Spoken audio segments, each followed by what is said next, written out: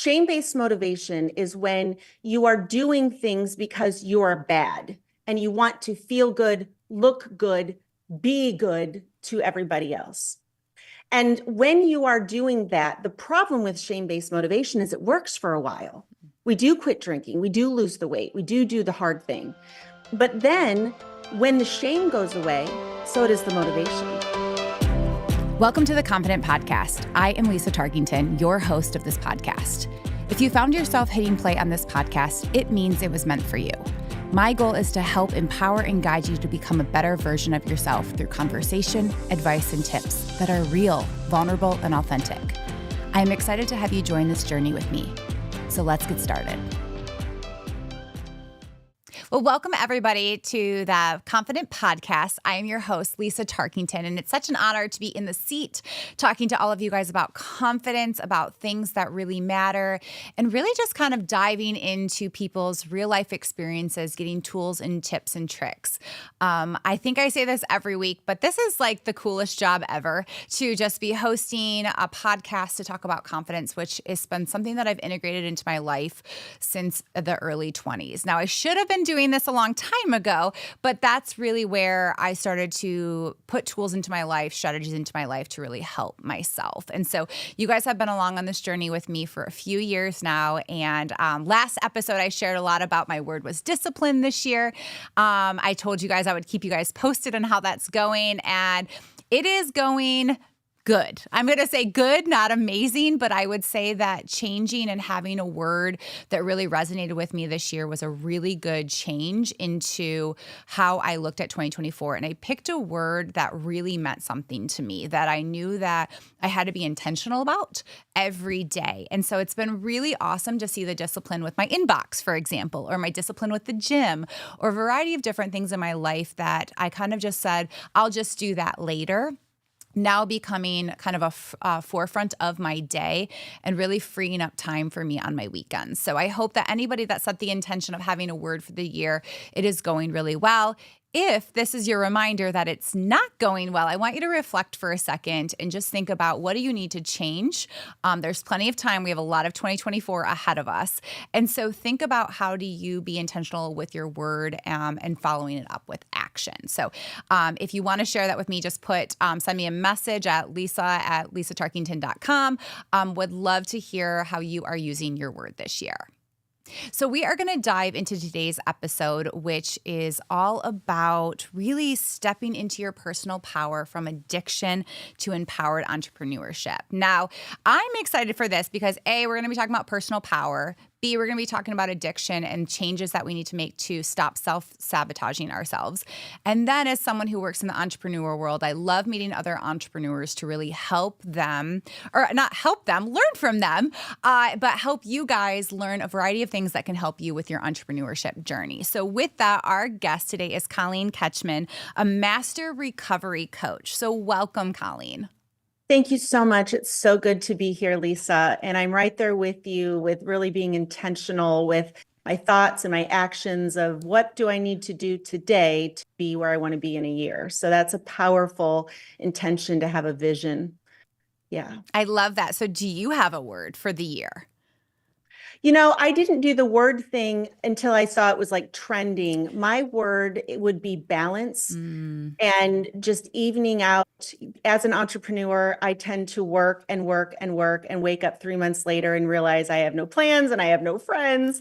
And so learning how to pace myself throughout my day, and not just do the bare minimum, but actually build a life that I want to come home to, even though I work from home, you know, and be able to just have a fully holistic, everything is good in my life and that I'm not hiding from anything. That feels really good to me, the word balance. I love that. And I love that you're defining it for you. So I think one of the things that I hear a lot from people that are starting in the new workforce or things, they talk about balance. They're like, we want work-life balance. And I'm like, well, we have to define that for ourselves, right? And you're defining what that looks like for you. But like, I love that you said, I want to build a home that I want to go home to, even though we work from home, like people work from home, but it's like, once I shut that computer at the end of the night, how do I want to show up for myself? So awesome. So Colleen, I have to know, so you are a master recovery coach. Tell me, like, what does that even mean? And like, how did you land there? So I was a health coach when I first Hmm. started, and I was all things vegan and plant-based foods, fermented foods, and really helping people. And I was the health coach who, believed that alcohol was part of our daily diet. And I have to caveat what I'm saying. I have come full circle. I'm now no longer, I don't teach sobriety, I teach happiness and mental health Mm. because happiness or happy people don't drink themselves into a stupor. When you have the balance and you're running on all cylinders, you have a focus and a vision. And so you just naturally stop. But as a perfectionist, I grew up, I had bulimia for 20 plus years, and I tried so hard to self correct by what I would refer to as like cheating the system. Like there's got to be a pill that can make this easier. There's got to be a cheat code that I can hack my own body. And so I just spent years being an enemy of my body, not understanding that my feelings and sensations in my bodies and that my needs were actually coming from my body. It was all just happening in my brain. I was the chronic overthinker perfectionist, and I was very high functioning. I have four of my own children, three stepchildren, and I teach hot power yoga in the morning. And I had graduated with a master's degree, and I was building a coaching business. Meanwhile, I'm putting away half a fifth of vodka a night. And that was taking me down. I didn't know at the time that alcohol is a drug. I mean, I know that sounds so basic, but I didn't understand it's a depressant drug. So I'd go to my doctor and look for the latest antidepressant, the Band-Aid that would keep me going, not realizing I was dosing myself with high levels of alcohol, a depressant drug every day, and then wondering why I was experiencing so much stress, so much anger, so much resentment. I equate it to kind of like getting your shoelace wrapped around the bike pedal. You can only pedal so long before it's tight, and then at some point you have to take it off. And so I was about 6 weeks into COVID where I woke up and said, not this. Like, this is not my life. I didn't identify at first as an alcoholic, and I've come full circle with that too. We can talk about it. But I just knew I can't keep going. And as COVID lockdowns were in full swing, there was only one thing I could do, and that was to quit drinking. And so that's what brought me to, what I would say the curve in my life, the turn. Wow. So this has just been kind of the last 3 years where you've Almost really four. almost four. Yeah, I guess we're in 2024. I keep thinking we're in 2023, but like, so you hit that point, right? And so can you go back to that moment for me, right? Like, tell us, like, you said that to yourself, and it probably wasn't like easy to say, like, I need to make that change. And then it's been 4 years since then. So tell us a little bit about like how you've noticed those maybe self-sabotaging patterns, and but like, what have you been doing to kind of correct those things? Well, the first thing I did, which I want to be very careful here to not highlight as a mistake. If you follow me on Instagram, the top mistakes drinkers make, that's different because everything I've gone through has gotten me here. I had to Mm. go there to get here. And so what I would refer to as overcorrected in our culture, if you're a heavy drinker or just any sort of drinker, there is this belief that there's normal drinkers and there's alcoholics. And so if you're not a normal drinker, you must be an alcoholic. So and that's why we delay and deny and pretend that this isn't going as well as we want it to, because we think that, well, we're going to have to set our drink down, do not pass go, do not collect $200, go directly to AA, get your new sponsor, get a copy of the big book, and start apologizing to everybody in your life. And that's what I had avoided for years, but that's what I did. And so to speak to that moment, I would say my impulse control actually did something good for me because I was out for a run. I was doing a 7-mile run, trying to run my hangover off. That's what I did every morning so I could come back fresh and knock it out. And my hand did not consult me and Googled the AA hotline. I called a number, got somebody on the phone, and was in an online meeting 3 minutes later. Wow. And so that began what I would say about an 18-month period where I did what I was told. I had gotten to the place where what I think isn't working, so I will just follow directions. And I allowed myself to be indoctrinated by this belief that I was an alcoholic. And I began to rewrite the narrative of my life to be in line with, the signs and how I could have known. And, we train ourselves to work within a framework. And so I got in line and I did it. And it was about 18 months later of being perfectly sober. I'm leading the meetings now. I'm coaching sober, right? Like this is it. That I realized I still felt hungover. And so because my mindset, I was still operating in a black or white mindset. I was still playing the alcohol game. I had just switched teams from team drinker to team sober. My life still revolved around alcohol.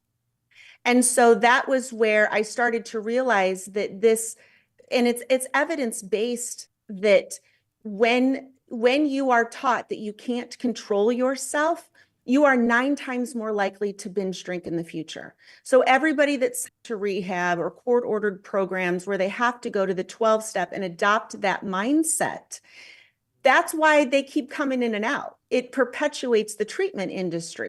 Whereas people who believe that they are changing the way they drink because they want to be happier easily and permanently change.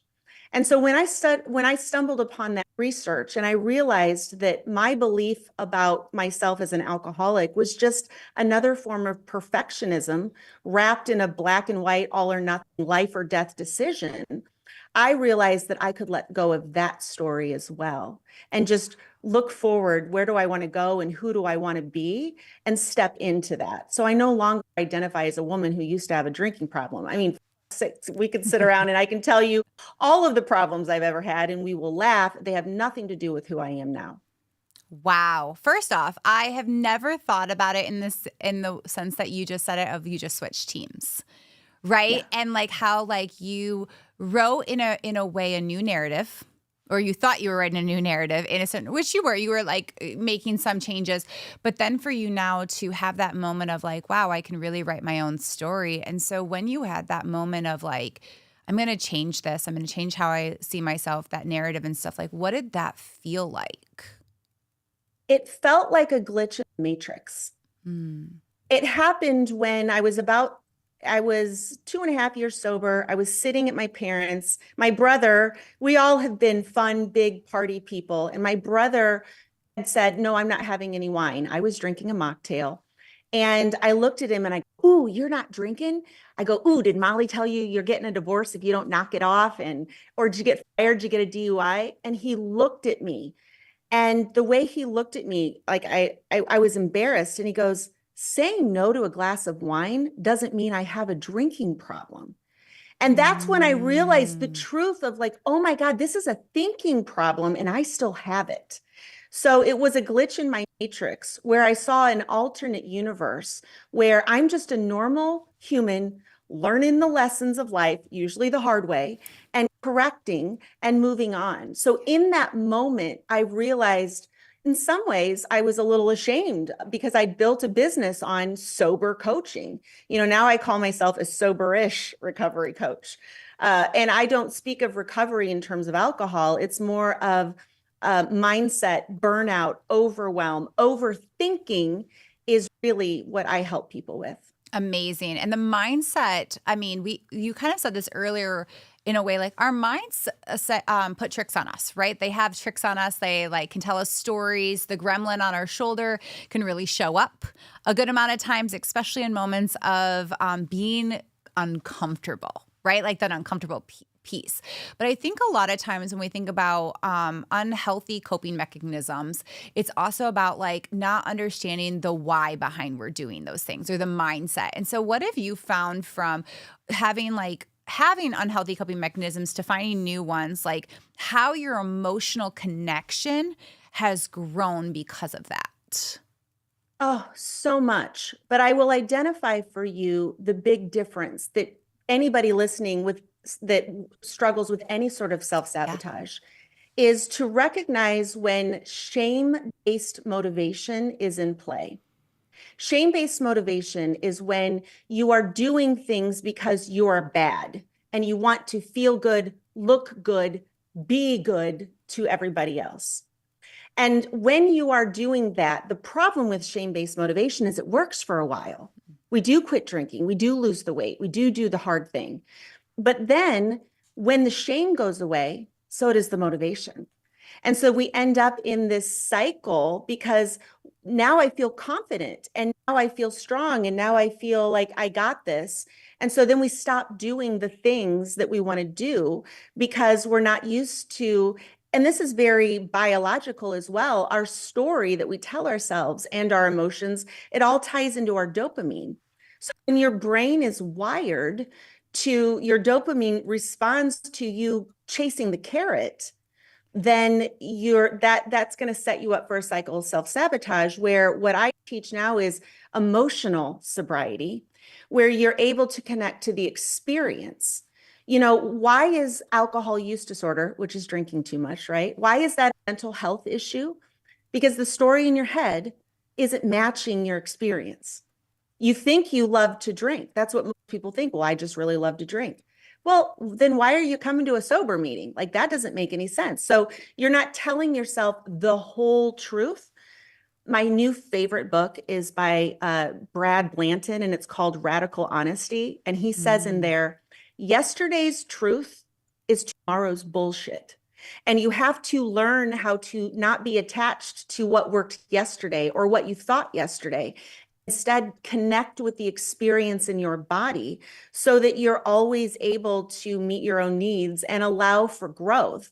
Most of us don't grow because we're stuck in a mindset that we inherited or something that worked for us. As a 50-year-old woman, the way I work out, the way I eat, like the strategies I used that worked in my 30s don't work anymore. And I wasn't paying attention, then we burn ourselves out and we hurt ourselves. And bottom line, we don't have a good relationship with ourselves. Yeah. And I think what you said is like, in a way, what worked in the past is different now. The relationship with ourself is different. And that's kind of just like the evolution as humans, right? Like what maybe I enjoyed at the age of 12, I changed and didn't love at the age of 18, all the way up until I'm in my 30s now. And so I think that that's like something so beautiful for people to understand, that it's like the journey, right? Like you're not going to have all the answers right now. Like I am a recovering perfectionist to the T, right? I would say my husband would still say I'm a perfectionist in some aspects of my life, but I'm working on that, right? But it's like this up and flow. It's understanding now, like, what are the tools that I need to have in my life to really help me? But one thing that's, it's as you were talking, one of the things that continued to come up for me was, okay, so you have kiddos, right? Like you're teaching, or maybe you still do hot yoga. You have all these relationships with all these other people. When you think about the relationship that you have with yourself, it's also about like how that connection has grown. And so have you noticed a completely like different aura in those aspects too? Like, can you share a little bit more about like the relationships with certain people that have maybe come stronger because you've done the work on yourself? Well, yes, because I see this a lot with new clients that come in and they're struggling with drinking, and their experience mirrors mine, where I just felt like I was going through the motions of life when I was really stuck in addiction. And I wasn't connected. I wasn't like these people. I felt like an outsider looking in. And the truth is, I wasn't connected to myself. So everybody else, we project what we're experiencing and we try to make sense of what we're feeling by an outside story, like what's going on out there. Oh, you're bored. Oh, you're shallow. Oh, you're superficial. Oh, this is stupid. When in fact, by correcting the relationship with yourself, I now can go back into friendships and group social circles where I used to think everybody was a heavy drinker and stupid. And now like half of the people barely even drink at all. Like when I was seeing the world through that narrow, you're either a drinker or not, everything looked like that. When you feel differently about yourself, the world reflects how you feel about yourself. And so that has been the best part of this journey is to know that I can trust myself the experience in my body. I'm paying attention to it. I tell people the key to self-care, because what is that, right? It's like I used to think it's pedicures and Prosecco. It's working out every day and wearing a size 2 jeans and my hair's good. And now I say, no, no, no. It's the hard work. It's when you respect your body and your space like it belongs to somebody else. And you speak to yourself in third and second person, oh, I made Colleen's bed today. And then I walk in later, I go, thanks, Colleen, for making my bed. So I have this relationship using the dialogue in my head to actually love and nurture myself in a kind way. We got this in couples counseling years ago, where they said, treat your spouse as you would a stranger in the grocery store. Well, treat yourself as kind as you would a stranger in the grocery store. Do the little things that you like, express gratitude. And that's the foundation of self-care. It's not working out and having a perfect morning routine and eating all perfect. You have to love the person you're taking care of. And if I could share, it's from Barbara Kingsolver's Demon Copperhead. The character of the story says, what is recovery? It is when you switch your seat of consciousness from being the person who is sick, being the person who is broken, being the person who needs help, to being the person taking care of that person. And when I'm having the down day, that little thought allows me to shift. What does Colleen need right now? And I'm able to show up for myself, doing the hard thing. Well, I need to get her outside and take her for a walk. Whatever. Yes. I think that you just painted. I was smiling the whole time you were talking, Colleen, because this is literally what I teach on a daily basis when it comes to confidence, when it comes to self-esteem, self-love. And you said the word self-respect. It's setting those those boundaries, and it's really appreciating the person of who you are. So I hear a lot of people that specifically that work in the service industry say all the time, well, I'm a giver. I'm a giver. I want to take care of everybody else.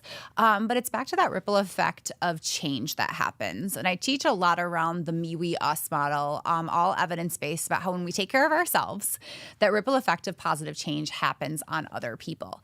Same happens when we don't take care of ourselves. When we are doing those self-sabotaging things, the relationships that we build are not strong. We're probably lying. We're not as honest. We're always frustrated, and people feel that. And so it's so powerful to bring it back to 100% is if I want to see all of these things change in my life, it has to start with me, and the impossible journey is one that never began, right? Like it's the journey that you know that you need to go on, but you're not willing to do it. And I just want to give you kudos for doing the work, because I think that as people who help other people, we have to also acknowledge like, well, I had to do the work to get here, right? And it wasn't easy. It's still not easy, but it's about making yourself self-aware of, hey, I got to show up for myself today in order to be the best version for someone else as well, right? And modeling that. And I think about all the people that are role models in people's lives. And I look at my role models and they project a certain type of confidence maybe, or the way that they take care of themselves. And so I just love to remind people that when you decide to take care of yourself, you have a ton of people that are watching from afar that could be learning from you, which is so powerful and beautiful, because I hear all the time from people, I want to make an impact. I want to make an impact. And it's like, then start with making an impact on yourself. Right? Like start with you. And so, Colleen, to kind of wrap up today, is there any last piece of advice that you would give to our audience around taking back that personal power in order for them to become the best versions of themselves? Well, as a coach, the quality of your life is determined by the quality of questions you're asking yourself. One of my favorite questions to ask is to flip the idea that we have to do stuff to be, to achieve, to get. We have to do the thing to get there. My favorite question to ask myself when I'm struggling is to stop, drop, and say, who do I need to be to do what I need to do? Instead of, what do I need to do so I can be successful and I can be the business owner and the podcast host? It's like, no, I'm going to start with getting still. Who do I need to be? and I'm going to get right in my body with myself. And then you're living from the inside out. And that is really where I think truly successful people get to. And by successful, I mean happy and functioning in all areas of their life. It's not attached to income or achievement, but truly happy people take care of themselves first, because you just simply can't give from an empty cup. And you have to understand that it is your thoughts and feelings that are making you feel or perceive the world as it is. It is not happening out there. And if you reverse your problem solving skills to always start with me and to start with my emotional state, who do I need to be to do what I need to do, then the motivation, then the tools, then the mentors, then the strategies all come in line, because there's no one right way to do anything, right? But if you start from a grounded, centered place of who I am and have that as your vision, then all of the details, you just work through them every day. That's all. Yeah, I love that. So like encompassing everything that you said today, the biggest takeaway that I have is that it starts with you. Right? It starts with you making that decision. Sometimes for some of us, we have that light bulb that goes off. Sometimes we have to hit almost rock bottom or bottom to get back to the top. But the point of having conversations like this is to prevent people from having to go through some of the things that we had to go through. And so to anybody tuning in that can relate to maybe recovery of any aspect of your life, I hope that you understand that it's all about like taking care of yourself first. Happiness comes from within, finding that purpose. And when you start here, oh man, the possibilities are endless. And that is my hope for all the people listening in today. So thank you so much, Colleen, for being on the podcast today. We will definitely be sharing some information about you in our show notes. So everybody check Colleen out, especially if you want to work with her. And if you would like to connect with me in any way, I'm taking on some new coaching clients, and then we have a brand new newsletter that you can sign up for as well to stay connected and stay inspired. So as I always say at the end of the podcast, continue to spread love and kindness to everybody that you meet, and have a great day. Thank you for tuning into the Confident Podcast. If you enjoyed today's episode, don't forget to subscribe, leave a review, follow the Confident Podcast on Instagram and TikTok, and share it with those who might benefit. Also, if you are looking to work one-on-one with me, message and follow me on Instagram at Lisa Tarkington Official. Stay confident, stay inspired, and until next time, keep striving to be the best version of yourself. Take care.